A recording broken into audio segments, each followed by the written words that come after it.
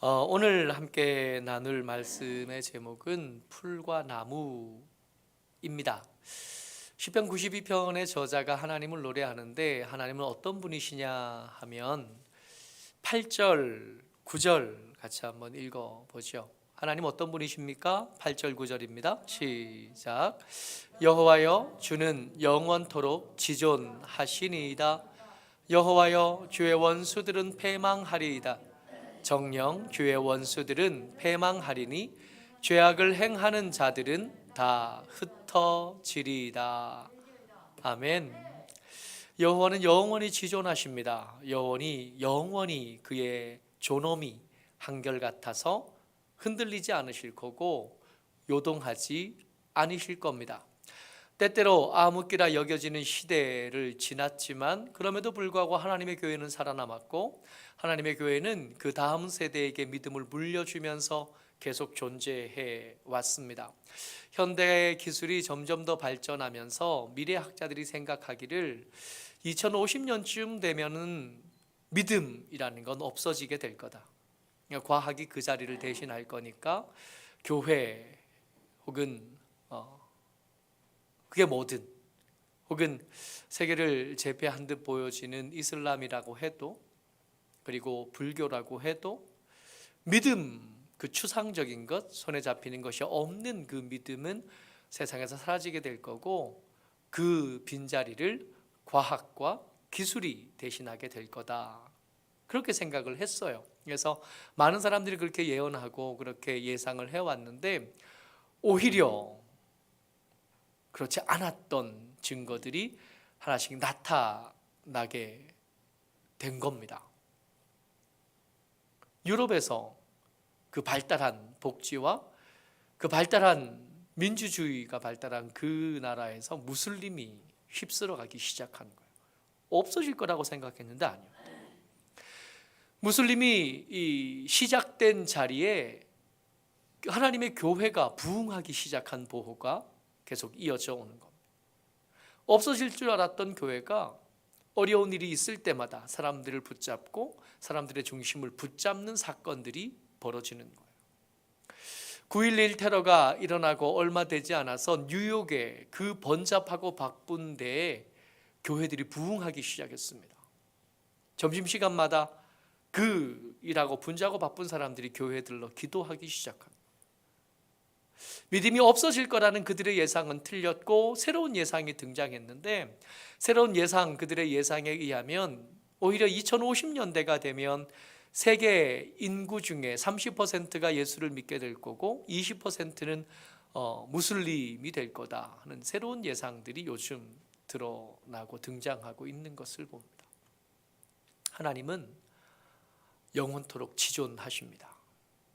하나님은 때때로 어두워진 것 같은 때 오히려 그 존엄하심, 그 영광이 오히려 더 아름답게, 더 찬란하게 빛나게 될 겁니다. 주의 원수로 행하는 사람들은 패망하게 될 거고 그의 원수들은 그들이 저지른 죄악으로 흩어지게 될 겁니다. 문제는 때때로 이것이 잘 안 믿어질 때가 있다는 거예요. 하나님께서 과연 그러하시는가 흔들릴 때가 때때로 있는 거라는 거예요. 안 믿어지는 때가 있는 겁니다. 하나님께서는 한결같으신데 우리의 믿음은 한결같지 않아요. 지난 주일날 그 긴 말씀을 듣는 중에 제 속에 계속 남았던 것은 밀물 그리고 썰물이었습니다. 하나님의 영은혜와 그 감동의 풍성함이 밀려올 때도 있지만 그것이 가라앉아서 아무 느낌이 없는 때도 올 거라는 겁니다. 있을 거라는 거예요. 정말 감사하게도 월요일 날 여러분들의 묵상이 더 길게 이렇게 올라오는 것을 보면서 돈 쓰는 게 좋다. 이 돈은 정말 잘 쓴 거다. 사례비를 많이는 못 드렸지만 우리 입장에서는 최선을 다했거든요. 근데 아무래도 부족하니까 저녁에 식사하면서 제가 비싼 걸로 사드렸어요. 근데 비싼 걸로 사드리면서 더 비싼 게 있었으면 그것도 괜찮았을 것 같아 하는 생각이 들더라고요. 월요일 날 되고 여러분들의 묵상이 이렇게 아멘만 이렇게 올라오다가 이제 긴 한 문장씩에 절대로 하지 말라 그러는데 말은 차나 만들어요. 한 페이지가 넘게 막 묵상들이 이렇게 올라오는 것을 보면서 야, 이번에 참 잘했다, 참 감사하다. 근데 한편으로 이게 제 마음을 이렇게 다독이면서 언제까지 가겠나. 교육부 방에 아멘이 1도 안 올라오거든요.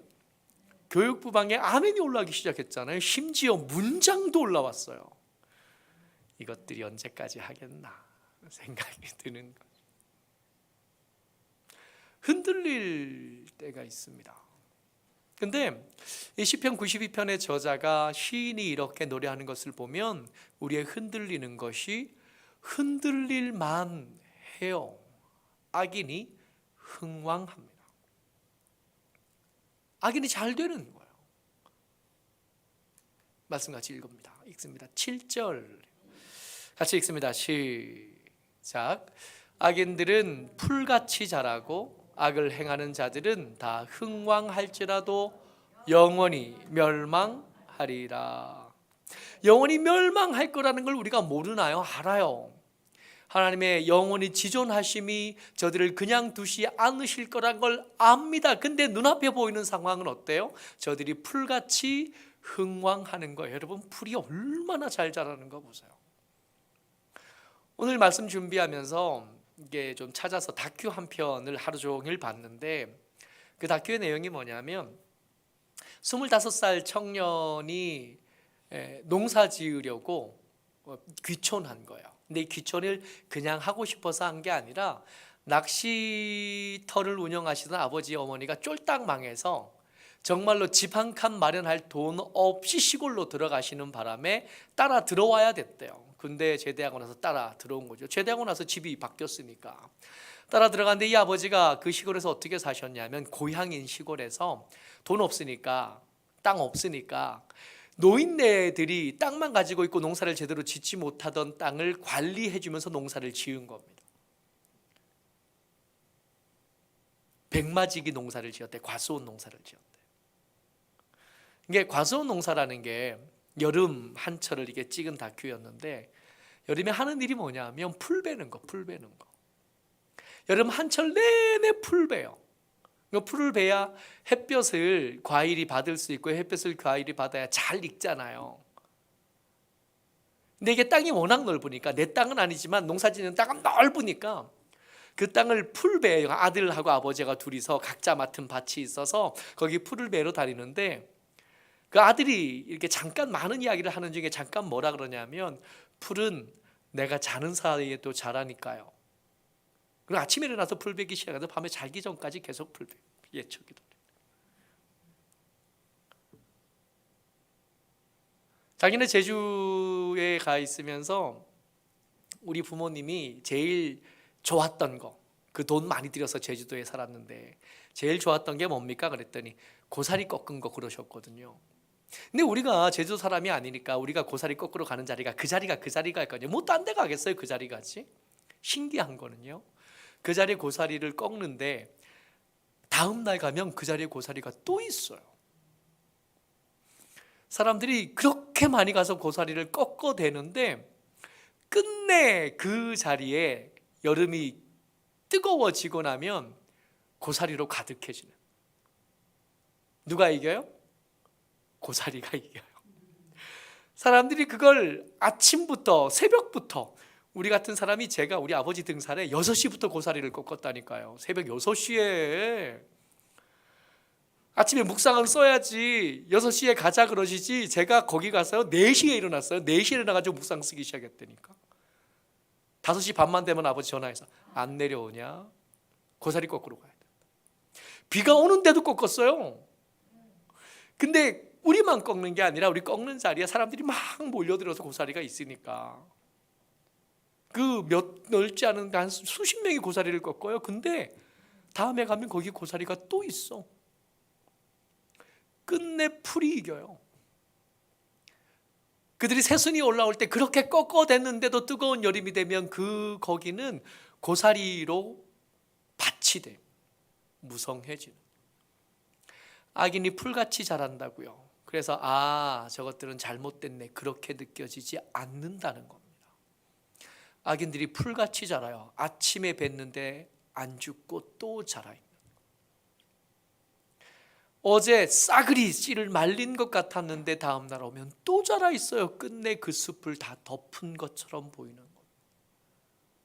그런 것을 보면서 하나님은 영원히 지존하십니다. 하나님이 저들을 멸망하게 하실 거고 저들의 저질러버린 죄악이 저들을 흩어지게 할 것입니다. 알아요. 아는데 눈을 떠서 보면 그냥 안 믿어지는 거예요. 믿음으로 사는 우리는 여전히 고만고만한데 함부로 사는 사람들은 잘 되는 거예요. 풀같이 자라는 거예요. 이 시인이 이 시를 언제 썼을까요? 추운 겨울에 썼을 것 같지는 않은 것 같지 않아요? 고사리들이 막 올라올 때 그때 그 고사리 보면서 쓴 것 같지 않아요? 아무리 뽑아도 아무리 잘라도 다음날 아침이 되면 내가 잠드는 사이에 또 그만큼 자라있는 그런 계절에 이 시를 썼을 것 같아요. 알지만 그 아는 것보다 눈에 보이는 상황, 현실, 형편은 훨씬 더 무섭게 세상을 덮어가는 겁니다. 그에 비해서 의인은요, 그에 비해서 의인은 어떠냐 하면 12절입니다. 같이 한번 읽어보죠. 시작. 의인은 종려나무같이 번성하며 레바논의 백향목같이 성장하리로다. 아멘. 종려나무같이, 백향목같이. 아멘은 해놓고 가만히 생각을 좀 해봐야 돼요. 종려나무는 어제보다 오늘 얼만큼 자랐을까요? 아니, 자라기는 했을까요? 그냥 고만하지 않을까요? 어제도 요만하던 종려나무는 비도 왔고 해도 좋은데 다음날 가도 요만한, 표시 안 나. 풀보다 종려나무가 좋다는 걸 우리가 모르는 게 아닙니다. 풀의 자람보다 백향목의 자람이 훨씬 더 우월하다는 걸 우리가 모르는 게 아닙니다. 근데 눈에 안 보이는 거예요.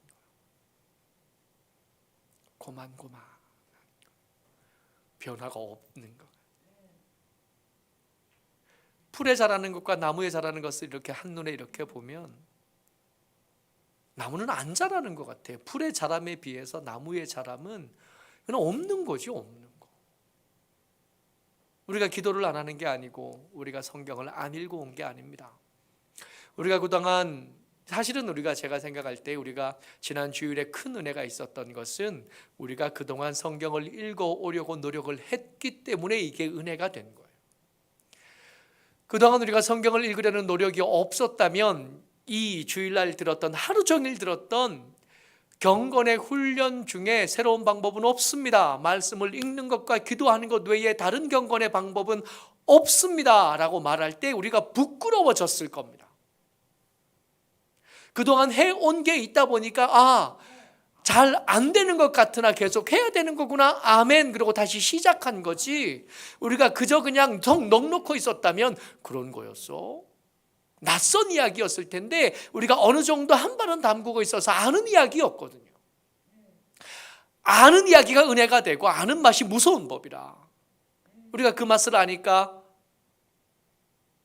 그 말씀들이 우리에게 더 크게 강하게 들려왔던 거거든요. 압니다. 아는데 눈 뜨면 우리 삶의 현장을 보면 도무지 아무것도 변한 것 같죠. 경건의 훈련을 시작을 하고 계속 해가는데 갑자기 경건이 이렇게 자란다. 경건이 자람이 나무의 자람 같지 않던가요? 안 큰 것 같아요. 어제나 오르니라 달라지지 않았어요.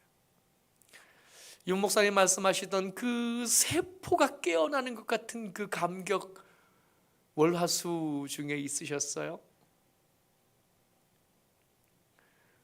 가만히 살펴보면 아직 잘 모르겠네.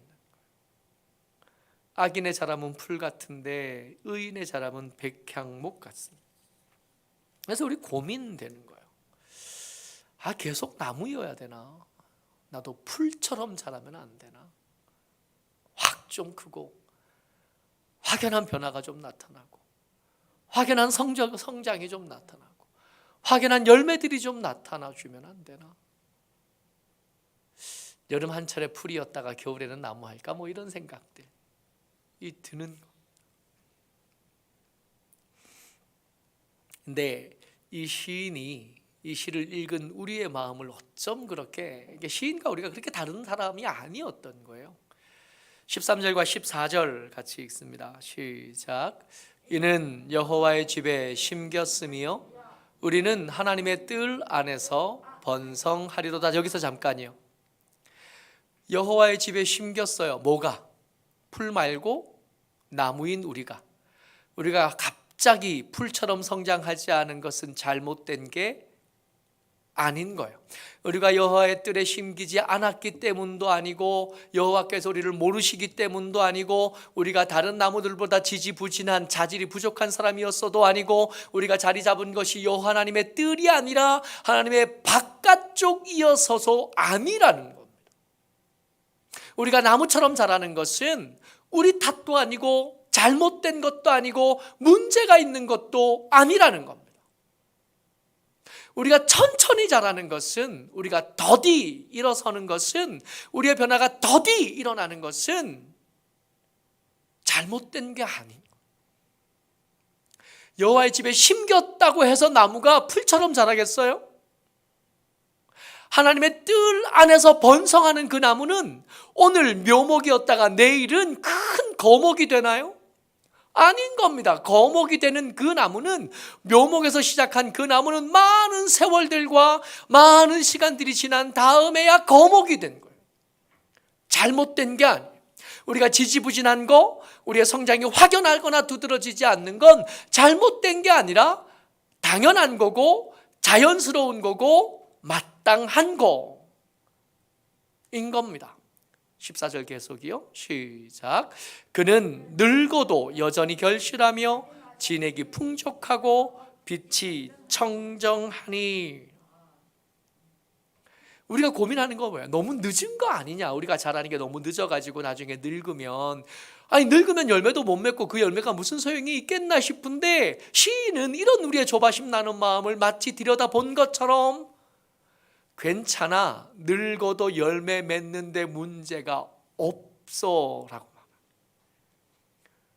여러분, 나무는요 수명이라는 게 없대요. 나무는 환경만 맞고 형편만 맞으면 계속 산대요. 계속 자라고 계속 열매를 맺고 계속 푸른 잎을 키워낼 수 있대요. 오늘 전도하는데 할아버지 한 분이 묘목을 이렇게 사가지고 가시나 봐요. 권사님이 물었어요. 할아버지, 그 나무는 뭐예요? 무슨 나무예요? 목단이래요. 목단. 목단은 나무랍니다. 작약은 풀이래요. 권사님이 혹시 작약 아니에요? 그랬더니 작약 아니라 작약은 풀이지, 목단은 나무예요. 할아버지가 그래요.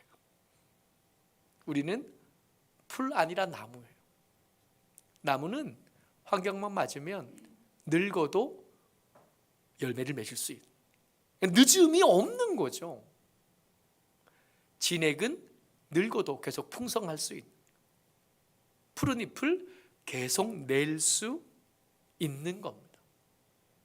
그래서 조바심 났던 시인이 조바심 나는 우리에게 말씀하시는, 더디 가는 듯해도 제대로 가는 게 낫다. 풀처럼 자라봐야 가을 오면 시들 수밖에 없으니 더디 자라도 나무처럼 자라는 게 맞다. 너희는 풀 아니니까 늦게 자라는 거라. 잘못된 거 아니라고. 하나님의 뜰에 심기고 하나님의 은혜 가운데 있어도 우리의 자람은 정해진 대로 하나님의 시간표를 따라 자라갈 거예요. 다만 확실한 것은 자라고 있다는 거예요. 열매가 없는 듯해도 틀림없이 열매는 우리 가운데서 계속 생겨나고 있는 겁니다. 우리가 나무로 계속 살기로 결단하고 풀을 부러워하지 않고 여기 계속 있으면 우리가 계속 있는 것만 가지고도 되는 일들이 있어요. 우리가 뜻하지 않고 우린 고민 많이 하면서 여기 머물렀는데 우리가 여기 머무르는 것만 가지고도 15절이요. 마지막 절입니다. 같이요. 시작. 여호와의 정직하심과 나의 바에 되심과 그에게 불의가 없음이 선포되리로다. 우리가 나무로서의 정체성을 잃어버리지 않고 여기 가만히 있기만 해도, 우리가 여기 가만히 있는 것만 가지고도 와, 하나님이 정직하셨네, 거짓말 하신 게 아니셨네, 당신의 지존하심이 영원하시다더니 과연 그랬네, 당신의 나무들을 절대로 포기하지 않고 지켜내시고 그들의 든든한 바위가 되시겠다더니 저 사람 그 지지부진하고 자라지 않는 것 같더니 거목이 된 저 사람 보니까 그게 맞네. 하나님은 분리가 없는 하나님이 맞았네. 우리가 여기 서 있는 것만 가지고도 그것이 선포되어지는 겁니다. 우리가 굳이 그렇게 큰 소리로 말하지 않아도, 우리가 그렇게 목청껏 외쳐내지 않아도 우리가 믿음으로 이 자리를 지켜내고 나무처럼 자라가는 그 일을 계속해 나가는 것만 가지고도 우리는 하나님의 공의로우심을 선포하는 사람들이 될 수 있고, 나의 바위가 되셨던 것을 간증할 수 있고, 하나님께서 하셨던 말씀이 절대로 거짓이 아닌 것을 증명하는 증거가 될 수 있는 겁니다. 물론 더 잘할 방법도 있겠지만 기본은 이것, 저절로 되는 일이, 여기에 버텨내는 겁니다. 되도 않게 풀처럼 살 생각하지 말고 좀 버겁지만 뿌리를 더 깊이 내리는 일, 때때로 가지가 꺾어지지만 그럼에도 불구하고 그 자리를 지켜내는 삶을 계속 살아가다 보면 이런 일들이 그냥 되는, 어쩌록 저와 여러분들 주의 은혜 가운데 풀 말고 나무처럼 살게 되시기를 주의 이름으로 축복합니다. 모쪼록 우리가 요동하지 말고 우리에게 허락하신 주의 뜰, 하나님의 뜰 안에 심겨진 채로 여전히 살아가는 하나님의 사람들 다 되시기를 주의 이름으로 축복합니다. 아멘.